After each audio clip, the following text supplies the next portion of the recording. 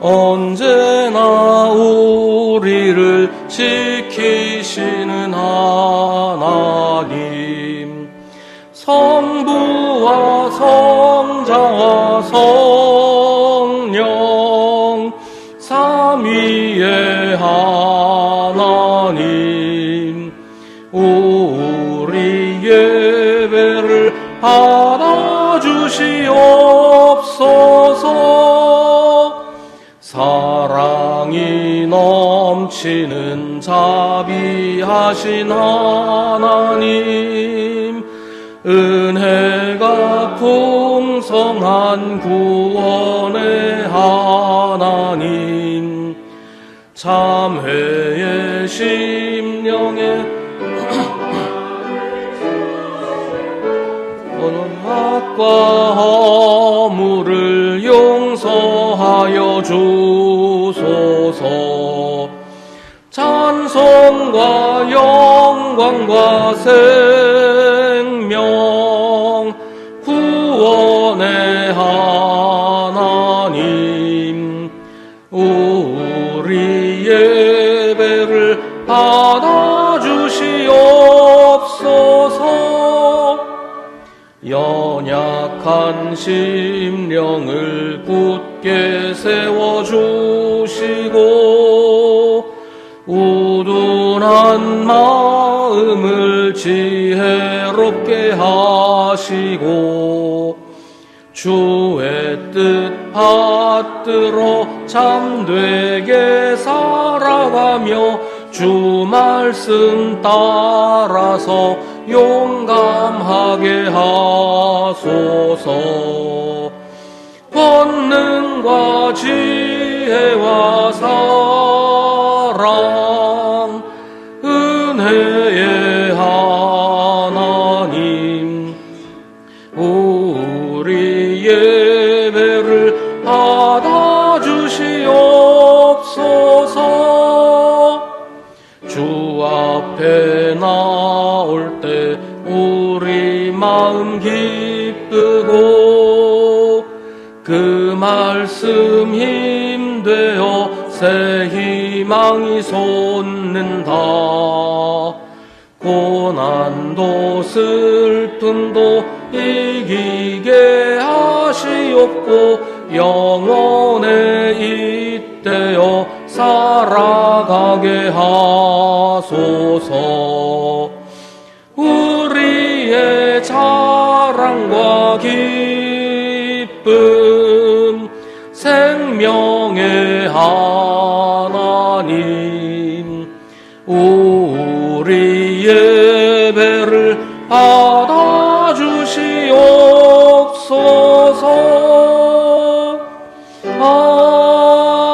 아멘. 예수께서 세례를 받으시고 곧 물에서 올라오셨다. 그때 하늘이 열렸다. 그는 하나님의 영이 비둘기같이 내려와 자기 위에 오는 것을 보셨다. 그리고 하늘에서 소리가 나기를 이는 내가 사랑하는 아들이다. 내가 그를 좋아한다 하였다. 아멘.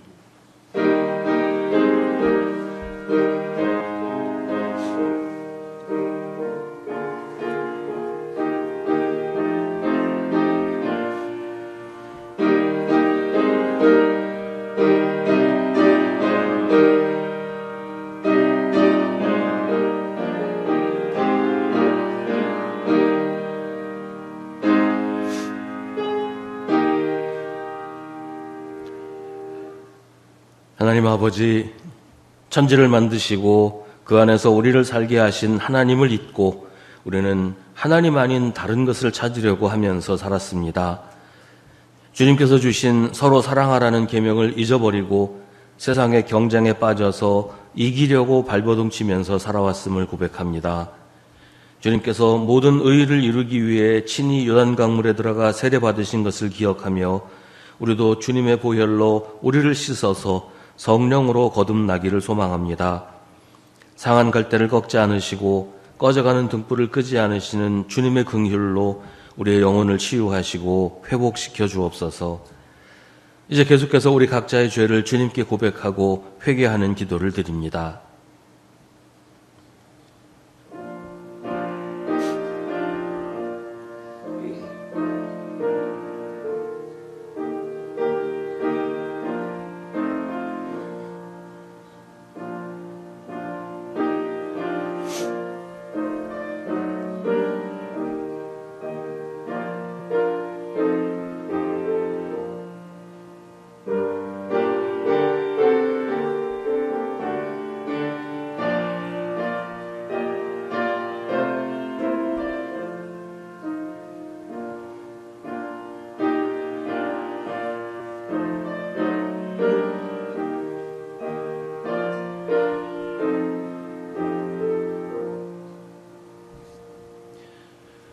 그리스도께서 교회를 위하여 자신을 내주신 것은 교회를 물로 씻고 말씀으로 깨끗하게 하여서 거룩하게 하시려는 것이며 티나 주름이나 또 그와 같은 것들이 없이 아름다운 모습으로 교회를 자기 앞에 내세우시려는 것이며 교회를 거룩하고 흠이 없게 하시려는 것입니다. 주님의 은혜로 우리는 정결하게 되었습니다. 아멘. 사도신경으로 우리의 신앙을 고백하겠습니다. 나는 전능하신 아버지 하나님 천지의 창조주를 믿습니다. 나는 그의 유일하신 아들 우리 주 예수 그리스도를 믿습니다. 그는 성령으로 잉태되어 동정녀 마리아에게서 나시고 본디오 빌라도에게 고난을 받아 십자가에 못 박혀 죽으시고 장사된 지 사흘 만에 죽은 자 가운데서 다시 살아나셨으며 하늘에 오르시어 전능하신 아버지 하나님 우편에 앉아 계시다가 거기로부터 살아있는 자와 죽은 자를 심판하러 오십니다. 나는 성령을 믿으며 거룩한 공교회와 성도의 교제와 죄를 용서받는 것과 몸의 부활과 영생을 믿습니다. 아멘. 성시교독은 주보에 있는 시편 29편의 말씀입니다. 하나님을 모시는 권능 있는 자들아 영광과 권능을 주님께 돌려드리고 또 돌려드려라.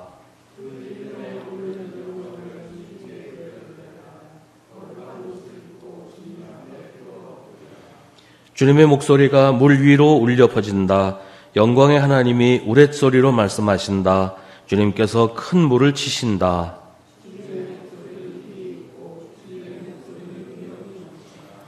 주님의 목소리가 광야를 흔드시고 주님께서 가데스 광야를 뒤흔드신다.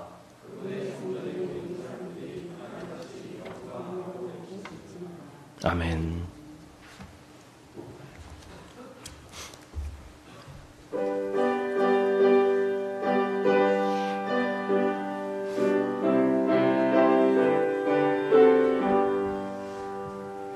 주 안에 있는 나에게 딴 근심이 있으랴. 십자가 밑에 나아가 내 짐을 풀었네. 주님을 찬송하면서 할렐루야 할렐루야. 내 앞길 멀고 험해도 나 주님만 따라가리.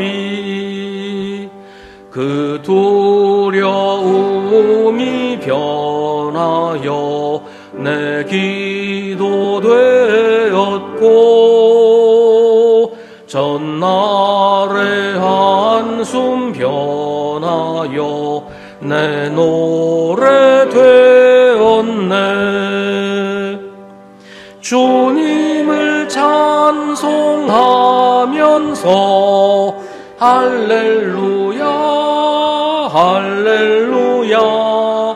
내 앞길 멀고 험해도 나 주님만 따라가리. 내 주는 자비하셔서 늘 함께 계시고 내 궁핍함을 아시고 늘 채워주시네. 주님을 찬송하면서 할렐루야 할렐루야. 내 앞길 멀고 험해도 나 주님만 따라가리. 내 주와 맺은 언약은 영불변하시니 그 나라 가기까지는 늘 보호하시네. 주님을 찬송하면서 할렐루야 할렐루야. 내 앞길 멀고 험해도 나 주님만 따라가리.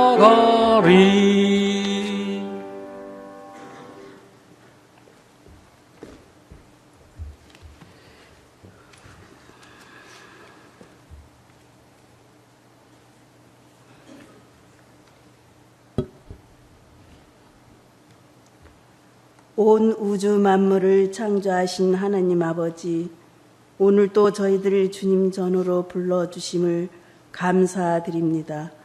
지난 한 주간에도 주님 보호하심 가운데 살게 하시고 오늘 이 시간 마음과 뜻을 다해 예배하게 하시니 찬양과 영광을 올려드립니다. 하나님 아버지, 새해를 시작하며 많은 계획을 세워 다짐을 하였지만 여전히 연약하고 부족한 저희의 모습을 주님 앞에 내려놓습니다. 말과 행동, 생각 속에서 주님의 뜻보다 앞섰던 교만과 사랑하지 못했던 모습들을 용서하여 주옵소서. 예수 그리스도의 보혈로 깨끗하게 씻어주시고 다시 주님을 의지하며 살아가게 하옵소서.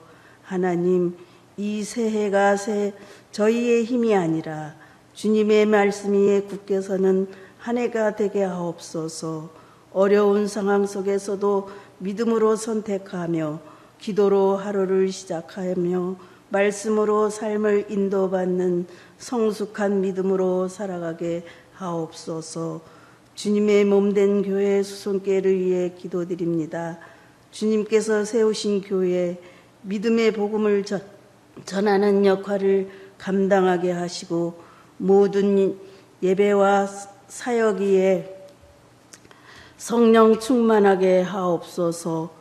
담임 고현영 목사님과 모든 사역자들에게도 영육 간의 강건함과 지혜를 허락하시고 어렵고 힘든 사역의 사명을 잘 감당케 하옵소서. 하나님 아버지, 추운 겨울 날씨에도 성도들의 건강도 지켜 주옵시고 아픈 몸과 정신적인 마음의 병도 성삼위일체 하나님께서 안수하시어 치유의 역사가 있기를 간절히 원하옵나이다. 나라와 민족을 위해 기도드립니다. 혼란과 갈등 속에서도 하나님의 공의와 정의가 세워지게 하시고 이정자들에게 지혜와 책임을 주셔서 국민들을 보살피며 정직한 생각과 진실된 마음을 가질 수 있도록 인도하여 주옵소서. 연약하고 소외된 백성들을 주님께서 위로하여 주옵시고 우리들 또한 이웃을 사랑으로 돌아보게 하옵소서. 오늘도 선포되는 말씀 위에 하나님께서 함께하여 주옵시고 말씀을 듣는 저희들의 마음이 열려 믿음의 변화로 이어지게 하옵소서. 예배를 위하여 찬양을 드리는 찬양대원들 위해 함께 하시며 은혜의 찬양을 하나님 영광 받으시옵소서. 모든 말씀 우리를 구원하신 예수님 이름으로 기도드립니다. 아멘. 하늘에 계신 우리 아버지, 아버지의 이름을 거룩하게 하시며 아버지의 나라가 오게 하시며 아버지의 뜻이 하늘에서와 같이 땅에서도 이루어지게 하소서. 오늘 우리에게 일용할 양식을 주시고 우리가 우리에게 잘못한 사람을 용서하여 준 것 같이 우리 죄를 용서하여 주시고 우리를 시험에 빠지지 않게 하시고 악에서 구하소서. 나라와 권능과 영광이 영원히 아버지의 것입니다. 아멘.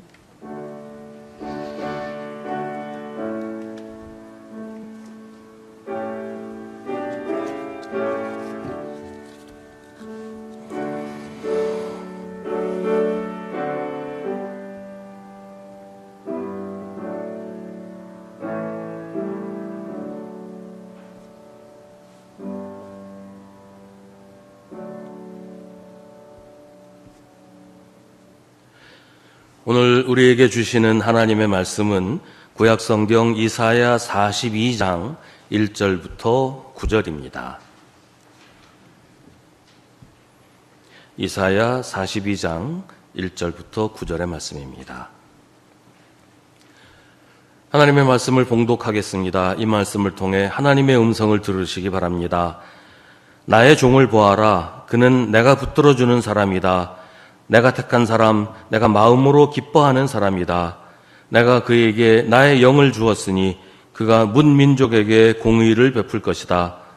그는 소리치거나 목소리를 높이지 않으며 거리에서는 그 소리가 들리지 않게 할 것이다. 그는 상한 갈대를 꺾지 않으며 꺼져가는 등불을 끄지 않으며 진리로 공의를 베풀 것이다.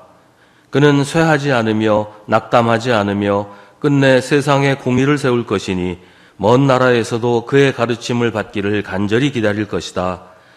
하나님께서 하늘을 창조하여 펴시고 땅을 만드시고 거기에 사는 온갖 것을 만드셨다. 땅 위에 사는 백성에게 생명을 주시고 땅 위에 걸어다니는 사람들에게 목숨을 주셨다. 주 하나님께서 이렇게 말씀하신다. 나 주가 의를 이루려고 너를 불렀다. 내가 너의 손을 붙들어주고 너를 지켜주어서 너를 백성의 언약과 이방의 빛이 되게 할 것이니 네가 눈먼 사람의 눈을 뜨게 하고 감옥에 갇힌 사람을 이끌어내고 어두운 영창에 갇힌 이를 풀어줄 것이다. 나는 주다. 이것이 나의 이름이다. 나는 내가 받을 영광을 다른 사람에게 넘겨주지 않고 내가 받을 찬양을 우상들에게 양보하지 않는다. 전에 예고한 일들이 다 이루어졌다. 이제 내가 새로 일어날 일들을 예고한다. 그 일들이 일어나기 전에 내가 너희에게 일러준다. 아멘. 이것은 하나님의 말씀입니다.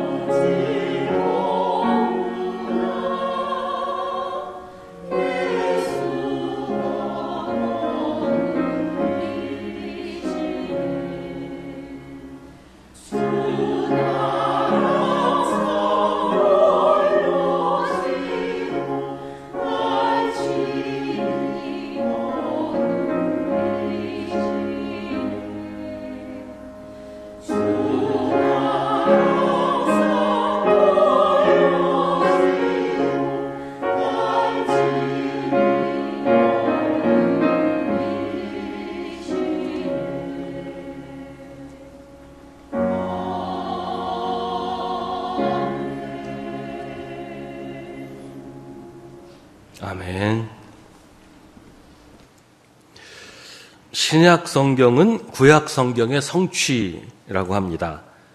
구약에 예언된 말씀들이 신약에서 다 이루어졌다, 성취되었다 그런 말이죠. 그리고 그 예언의 중심은 예수 그리스도입니다. 예수님이 바로 구약에서 선포된 예언의 성취라는 것입니다. 그런데 구약시대 사람들도 그렇게 생각했을까요? 물론 구약시대 사람들도 예언자들이 선포하는 말씀이 메시아를 가리킨다는 것은 알고 있었지만 그분이 앞으로 세상에 태어나실 하나님의 아들 예수 그리스도라고 생각하지는 않았어요. 그 사람들은 메시아가 자기들의 시대에 나타날 것이라고 믿었습니다. 예언을 듣는 사람들뿐만 아니라 예언을 선포하는 예언자 자신도 그렇게 생각했어요. 그래서 이사야는 이스라엘을 바벨로니아에서 해방시켜서 고향으로 돌아가게 한 페르시아의 고레스 왕을 메시아라고 부릅니다. 구약 성경을 읽는 사람들의 방법은 구약에서 선포하신 하나님의 말씀에 어울리는 사람을 찾다가 자기들이 보기에 그 말씀과 비슷하다고 생각하는 사람을 메시아라고 믿는 것이었어요. 예를 들면 오늘 우리가 읽은 말씀에서 말하는 하나님의 종에 대한 이야기를 들으면 오늘 말씀에서 묘사하고 있는 모습과 비슷한 사람을 찾아서 그 사람을 메시아라고 믿었다는 겁니다. 그러니까 먼저 메시아의 모습을 알고 있으면서 그 모습을 가지고 그걸 이제 표준으로 해서 누가 메시아인가를 찾는다는 거죠. 근데 신약은 그 방향이 거꾸로입니다. 신약은 예수님이 하나님이 보내신 메시아 그리스도라고 믿었어요. 그걸 알게 하신 분은 하나님이십니다. 하나님이 이렇게 알려주셨어요. 그래서 먼저 예수님이 하나님의 아들이시라는 것을 알고 나서 그렇다면 하나님의 아들이 어떤 분이신가, 어떤 성품을 가졌고 어떤 일을 하시는가를 구약의 예언을 통해서 알게 된다는 거예요. 예수님이 구약에서 말한 것처럼 이러저러한 분이니까 메시아다가 아니고 예수님은 하나님의 아들 메시아니까 그분의 성품과 사명은 구약에서 말한 바대로 이러이러하다. 이렇게 이해하고 설명하는 것이 신약의 방법입니다. 그래서 구약의 관점으로 보면 수많은 메시아가 있을 수 있지만 신약의 관점으로 보면 메시아는 하나님의 아들 예수 그리스도 한 분밖에는 없는 것입니다. 신약 성경을 함께 포함하지 않는 신약 성경이 없는 구약 성경은 유대의 경전입니다. 기독교와는 아무 상관없는 다른 종교의 경전일 뿐이에요. 그러나 신약 성경의 눈으로 구약을 보면 구약 성경은 신약 성경과 결합해서 하나님의 말씀입니다. 구약 성경 없이 신약 성경만으로는 예수님이 오랜 세월 하나님께서 준비하고 계획하여 세상에 보내신 하나님의 아들이라는 것도 우리의 구원을 위해 하나님이 오래전부터 계획하고 준비하셨다는 것도 알 수가 없게 됩니다. 그런 관점으로 오늘 말씀을 읽으면 오늘 말씀은 하나님의 종이 누구냐, 어떤 사람을 하나님이 기뻐하시는가 이걸 얘기하려는 것이 아니고 우리가 믿는 예수님은 어떤 분인가를 설명하는 것으로 우리가 읽을 수 있습니다. 하나님이 기뻐하시는 하나님의 종 예수 그리스도가 어떤 성품을 가졌고 어떤 사명을 받아서 어떤 방식으로 일하시는지를 이 말씀을 통해서 알게 된다는 것입니다. 예수님은 하나님의 종입니다. 예수님은 하나님의 아들이 아니고 하나님의 종이다 그런 말은 아니에요. 여기서 종과 아들은 서로 대립되는 관계가 아닙니다. 여기서 말하는 종은 신분이 아니라 하나님의 말씀에 순종하는 예수님의 신실하심을 말하는 것입니다. 이 부분은 신약성경 빌립보서에서 자세하게 설명합니다. 그는 하나님의 모습을 지니셨으나 하나님과 동등함을 당연하게 생각하지 않으시고 오히려 자기를 비워서 종의 모습을 취하시고 사람과 같이 되셨습니다. 그는 사람의 모양으로 나타나셔서 자기를 낮추시고 죽기까지 순종하셨으니 그 십자가에 죽기까지 하셨습니다. 이게 메시아 예수 그리스도의 모습이라고 이사야가 설명하고 있는 겁니다. 예수님은 하나님이 붙들어 주시는 분입니다. 우리가 하기 쉬운 오해가 예수님은 초능력자, 슈퍼맨이라는 거예요. 병을 고치시고 귀신을 쫓아내시는 능력이 강한 이런 분이라고 우리가 예수님에 대해서 생각하는데 성경은 그게 예수님의 능력이 아니고 하나님의 능력이라고 설명합니다. 만약에 예수님이 무슨 초능력자, 슈퍼맨 뭐 그런 분이라면 우리와 같은 사람이 아니라는 거죠. 여러분 뭐 영화에서 슈퍼맨 보시지만 슈퍼맨은 지구인이 아니잖아요. 예수님이 슈퍼맨이면 우리와 같은 사람이 아니라는 건데, 그러면 예수님의 십자가도 우리와는 상관없는 것이 되고 예수님이 우리를 대신해서 죽으시는 것도 아닌 것이 됩니다. 우리하고 다른 어떤 존재가 우리 위해서 우리 대신 죽을 수는 없잖아요. 히브리서가 말하는 대로 그는 모든 점에서 우리와 마찬가지로 시험을 받으셨지만 죄는 없으십니다. 우리와 마찬가지로 시험을 받으셨다는 말은 우리와 마찬가지로 연약하셨다는 말이고 초능력자나 슈퍼맨이 아니었다는 말이에요. 그래서 우리도 예수님을 닮을 수 있는 것이고요. 우리가 예수님이 될 수는 없지만 예수님을 닮을 수는 있습니다. 우리가 예수님이 될 수는 없지만 예수님을 따라갈 수는 있습니다. 왜냐하면 예수님은 우리와 같은 사람이셨기 때문입니다. 예수님은 하나님이 택하신 사람이고 하나님이 마음으로 기뻐하는 사람입니다. 예수님이 하나님의 아들이신 것은 하나님의 마음에 들게 행동을 하시고 하나님이 기뻐하시는 삶을 살았기 때문이 아니에요.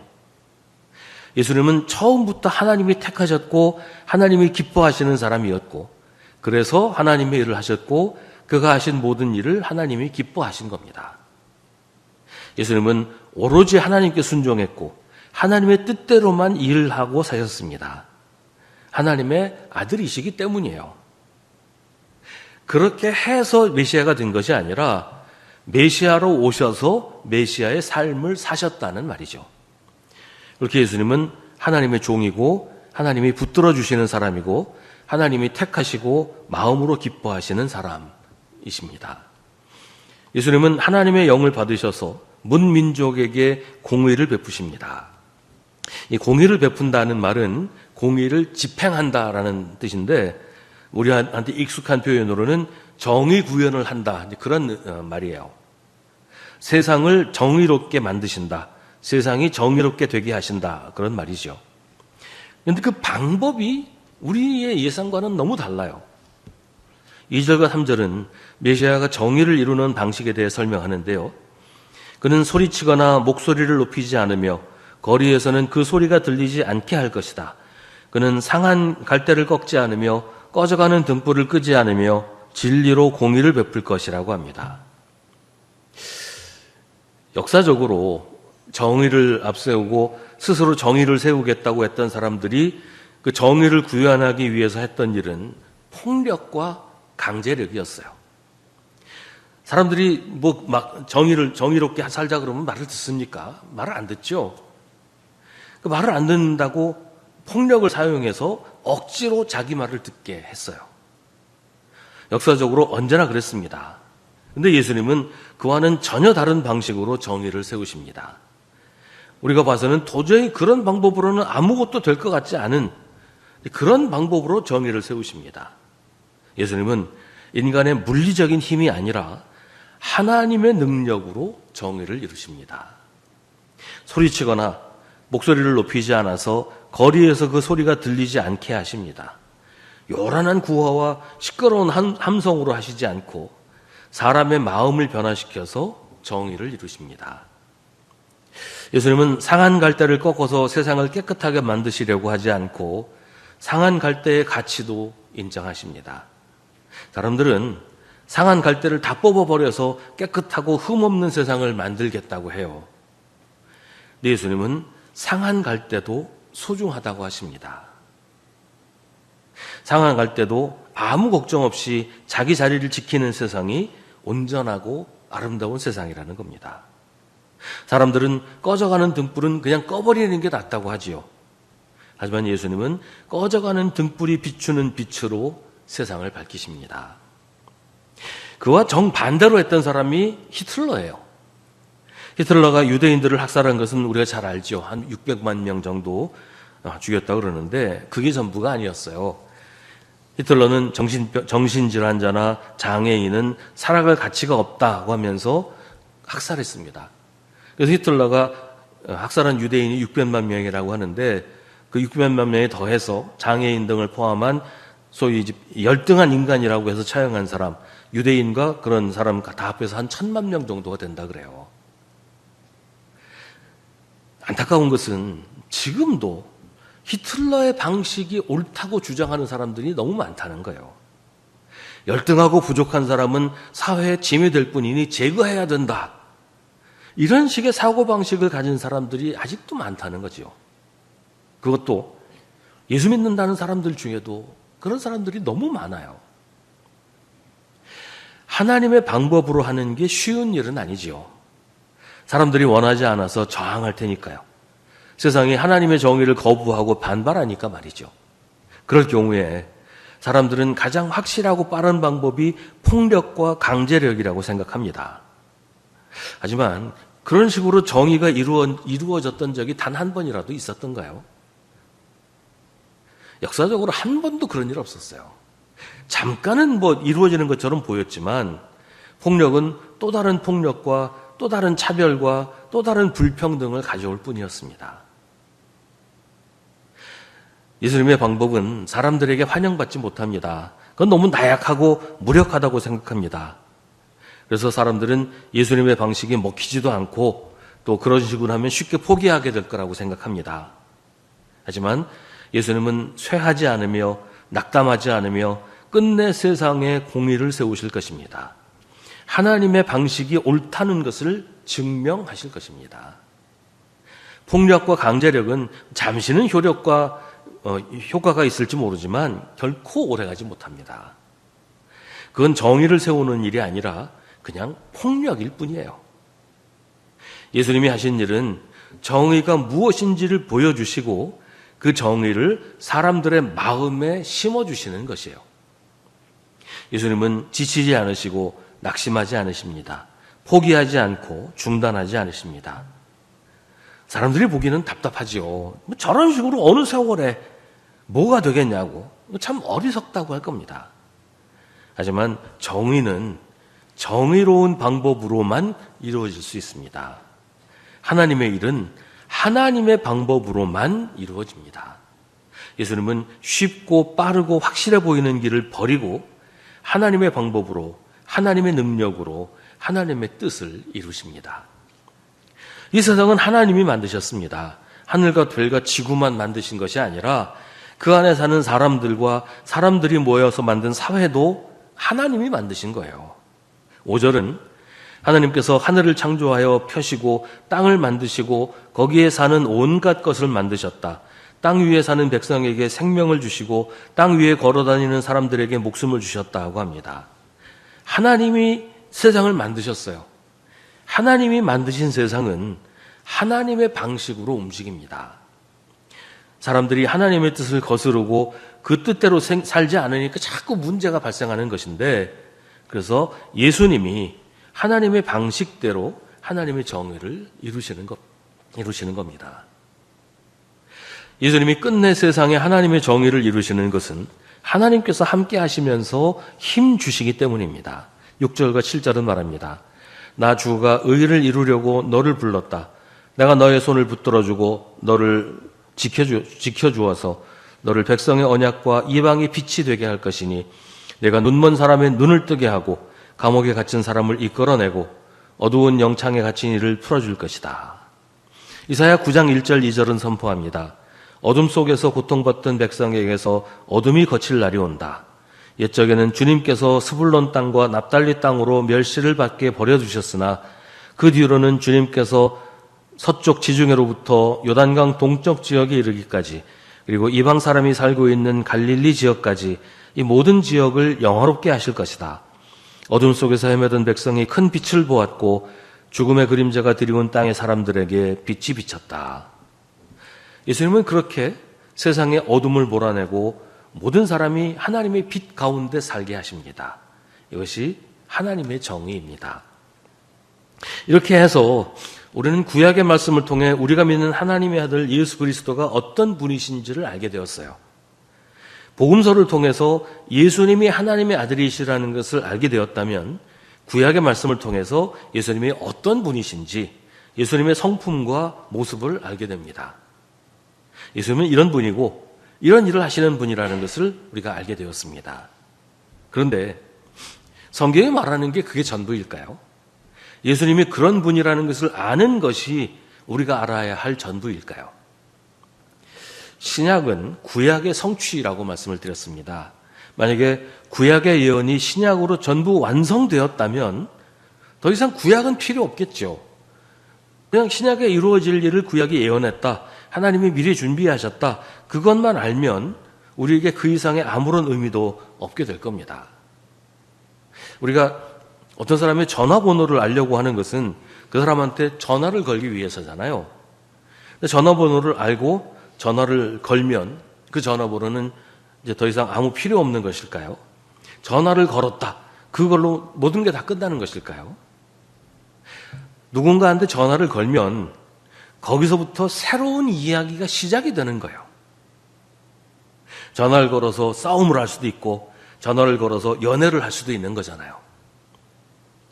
구약이 신약으로 성취되었다고 해서 다 끝난 게 아니라는 말이에요. 구약이 예수님으로 성취되었다는 것은 예수님으로 끝난 게 아니라 예수님으로부터 새로운 역사가 시작이 된다는 거예요. 새로운 이야기, 새로운 스토리가 시작된다는 겁니다. 이미 예수님은 십자가에 달려 돌아가시고 부활하시고 승천하셨잖아요. 이제 더 이상 사람들이 예수님을 볼 수도 없고 그 말씀을 들을 수도 없어요. 그러면 다 끝난 건가요? 신약의 구약의 성취라는 것은 신약으로 끝났다는 말이 아니라 신약으로부터 새롭게 시작한다. 새로운 이야기가 시작된다는 뜻이에요. 오늘 말씀 8절과 9절은 그것을 우리에게 알려줍니다. 나는 주다. 이것이 나의 이름이다. 나는 내가 받을 영광을 다른 사람에게 넘겨주지 않고 내가 받을 찬양을 우상들에게 양보하지 않는다. 전에 예고한 일들이 다 이루어졌다. 이제 내가 새로 일어날 일들을 예고한다. 그 일들이 일어나기 전에 내가 너희에게 일러준다. 전에 예고한 일들이 다 이루어졌다고 해서 하나님이 내가 할 일은 다 끝났으니까 더 이상 아무 일도 하지 않겠다. 그게 아니라는 거예요. 하나님은 거기서부터 새로운 이야기를 시작하십니다. 그 일들이 일어나기 전에라는 표현은 히브리 성경에는 새로운 일이 싹도 트기 전에라는 표현으로 되어 있어요. 아직 보이기도 전에, 아직 시작하기도 전에 하나님이 무슨 일을 하실지 알려주신다. 그런 얘기인데 누구한테 알려주실까요? 이제 예수님을 이어서 하나님의 일을 할 예수님의 제자들, 예수 믿는 사람들에게 이제 무슨 일을 해야 할지를 알려주신다는 말이에요. 이제는 우리가, 예수 믿는 우리가 예수님을 이어서 하나님께서 새로 시작하시는 그 일을 해야 한다는 말입니다. 우리가 예수님께서 하셨던 그 일을 이어받아서 한다고 하는 것은 우리도 역시 예수님처럼 우리의 힘으로, 우리 재주로 하나님의 일을 하는 것이 아니고 하나님이 주시는 능력으로, 하나님이 우리에게 들려주시는 말씀대로 하나님의 정의를 세우는 일, 어두운 곳에 빛을 밝히는 일을 하게 된다는 것입니다. 예수님이 가신 길을 우리가 따라간다는 것입니다. 이제는 우리가 하나님의 종이 되어서 하나님이 우리를 붙들어 주시는 대로 순종하면서 하나님의 일을 해야 한다는 말이에요. 소리치거나 목소리를 높이지 않고 상한 갈대를 꺾지 않으며 꺼져가는 등불을 끄지 않으며 진리로 공의를 베푸는 일을 이제 우리가 할 차례가 되었다는 말입니다. 우리의 방식을 버리고 사람들이 좋아하는 방식을 따라하지 않고 하나님의 방법으로 하나님의 일을 우리가 하게 될 것입니다. 우리도 예수님처럼 낙심하지 않고 포기하지 않으면서 끝내 하나님의 정의를 세우게 될 것입니다. 왜냐하면 우리가 하는 일은 우리 힘으로, 우리 재주로 하는 것이 아니라 하나님의 능력으로 하는 하나님의 일이기 때문입니다. 8절에서 나는 주, 이것이 나의 이름이다. 나는 내가 받을 영광을 다른 사람에게 넘겨주지 않고 내가 받을 찬양을 우상들에게 양보하지 않는다고 하십니다. 우리가 하나님의 일을 하면 하나님은 우리가 하는 일을 결코 헛되게 하지 않으신다는 것입니다. 우리가 서투르고 잘 못한다고 해도 우리가 하는 일이 우리가 보기에도 실패한 것처럼 보인다고 해도 하나님의 방식으로 하나님의 일을 하면 하나님은 우리의 수고가 결코 헛되지 않게 해주신다는 거예요. 하나님은 우리를 받으시고 우리가 한 일들이 열매 맺게 하십니다. 우리 일이 아니라 하나님의 일이기 때문입니다. 우리가 한 일들이 내 재주로 한 일이 아니고 하나님의 능력으로 한 일이기 때문에 하나님께서 그 일들을 거두어 가신다는 겁니다. 우리가 하나님께 영광을 돌리고 하나님을 찬양하면 그 영광과 찬양은 어김없이 하나님께로 갑니다.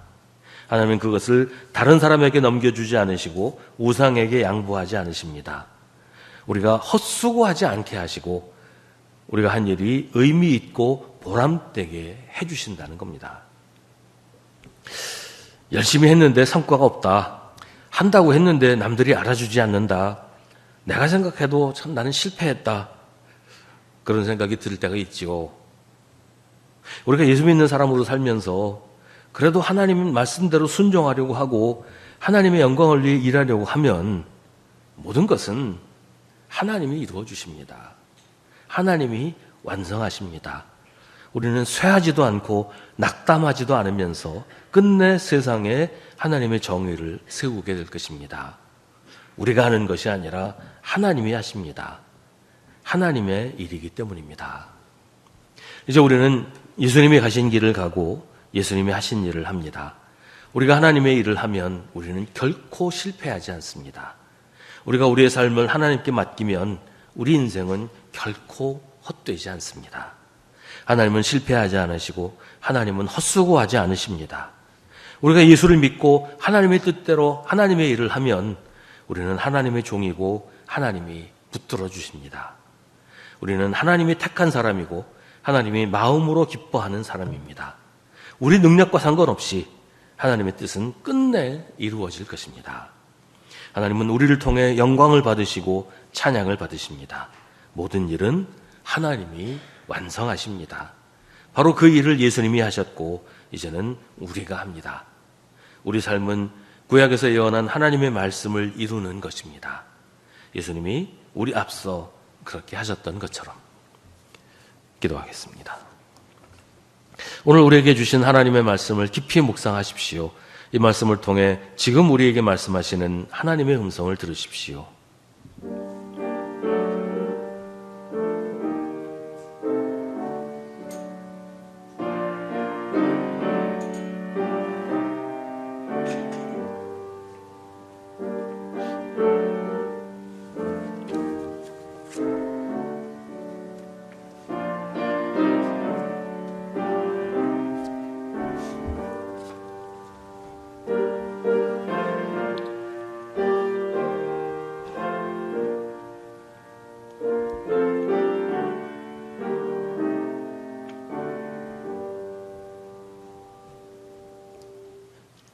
사랑하는 하나님, 우리에게 주 예수 그리스도의 위엄과 능력을 보여주시고 한없는 평화와 소망으로 살게 하시니 감사합니다. 이 시간 예배하러 모인 우리에게 말씀의 빛을 비춰주셔서 주님의 영광을 담는 그릇들로 삼아주시옵소서. 주님께서 구름 가운데서 모세를 부르시고 율법과 계명을 주셨던 것처럼 오늘 우리도 복된 말씀으로 가르치시니 감사합니다. 우리 교회가 세상의 헛된 지혜에 흔들리지 않고 오직 주님을 경외하고 섬기며 주님 앞에 영과 진리로 예배하는 공동체가 되게 하여 주옵소서. 예수님의 이름으로 기도합니다. 아멘.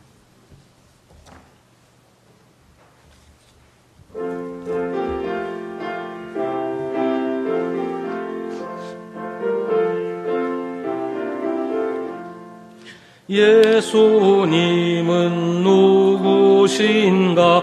우는 자의 위로와 없는 자의 풍성이며 전한 자의 높음과 잡힌 자의 노임되고 우리 기쁨 되시네.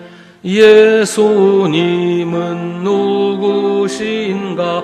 약한 자의 강함과 눈먼 자의 빛이시며 병든 자의 고침과 죽은 자의 부활되고 우리 생명 되시네. 예수님은 누구신가? 추한 자의 정함과 죽을 자의 생명이며 죄인들의 중보와 멸망자의 구원되고 우리 평화 되시네. 예수님은 누구신가? 교회의 머리와 온 세상의 구주시며 모든 왕의 왕이요 심판하실 주님 되고 우리 영광 되시네.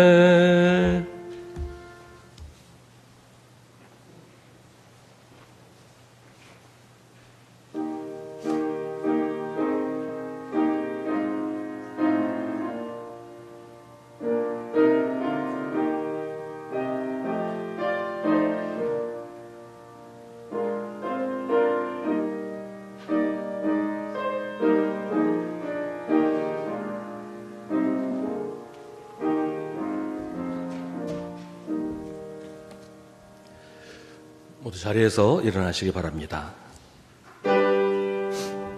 모든 것이 주께로부터 왔으니 이 예물을 주께 바치나이다.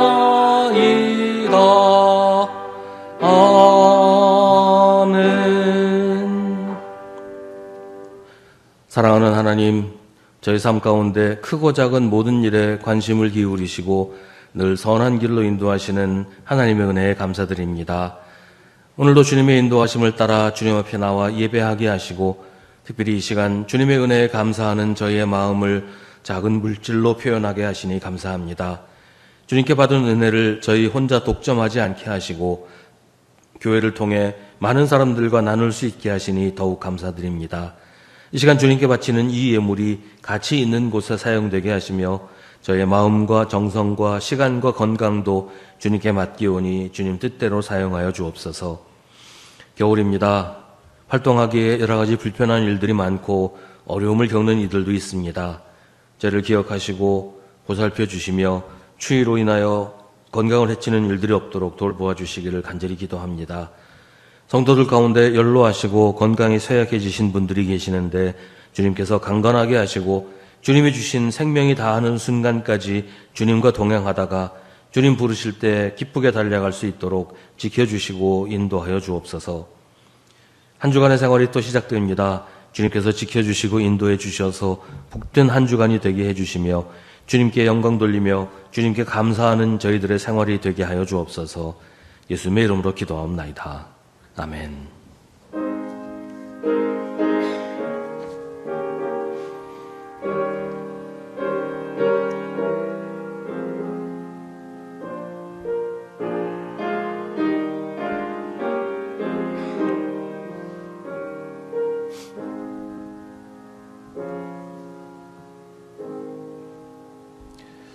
잠시 자리에 앉으시기 바랍니다. 우리 함께 예배드리는 성도들과 인사를 나누겠습니다.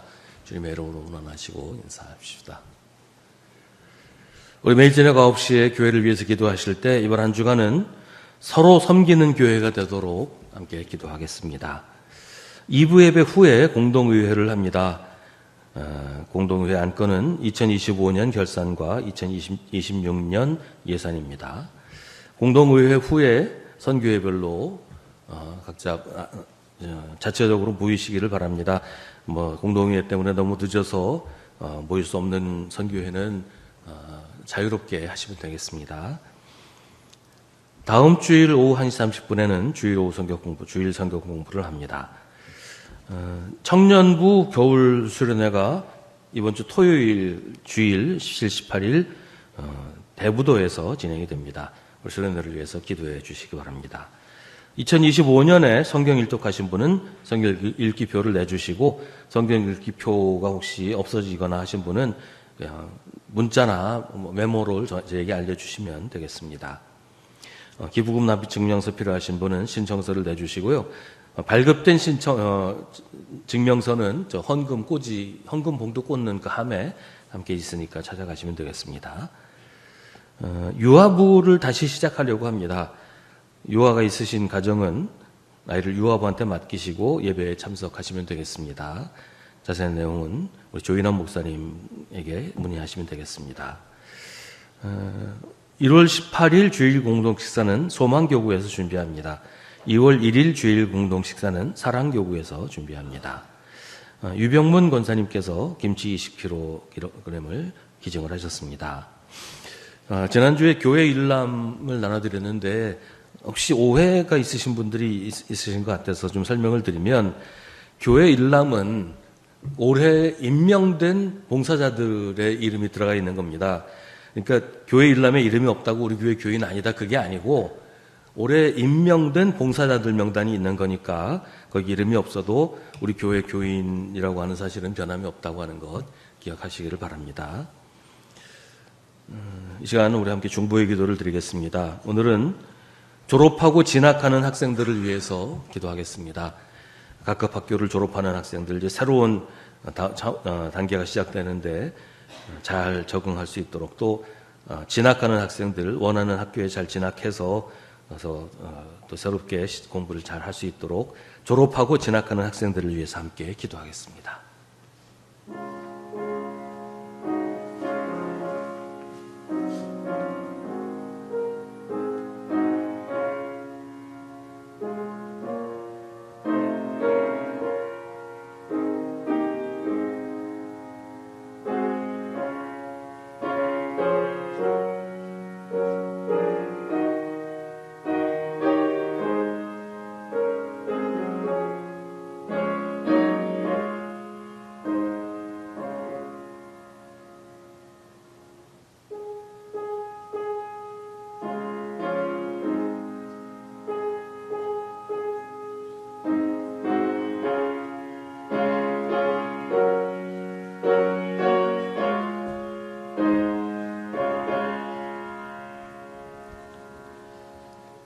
모두 자리에서 일어나시기 바랍니다.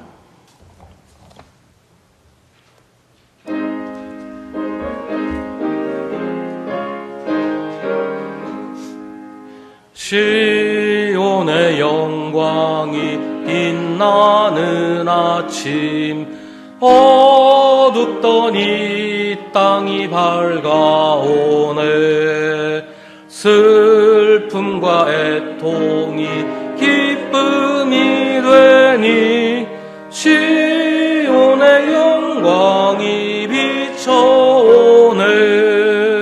시온의 영광이 빛나는 아침, 매였던 종들이 바라오네.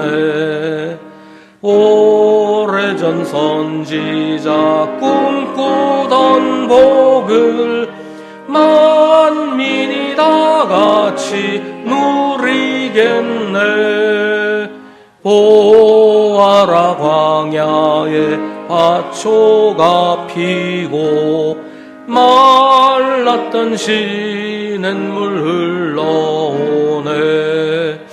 이 산과 저 산이 마주쳐 울려 주 예수 은총을 찬송하네. 땅들아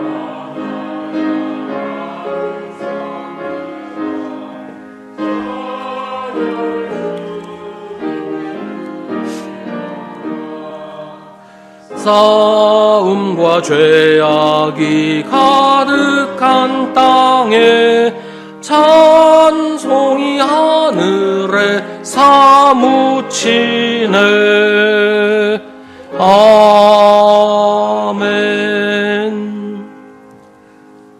하나님이 주시는 말씀을 가지고 주님의 이름으로 세상으로 나아갑시다.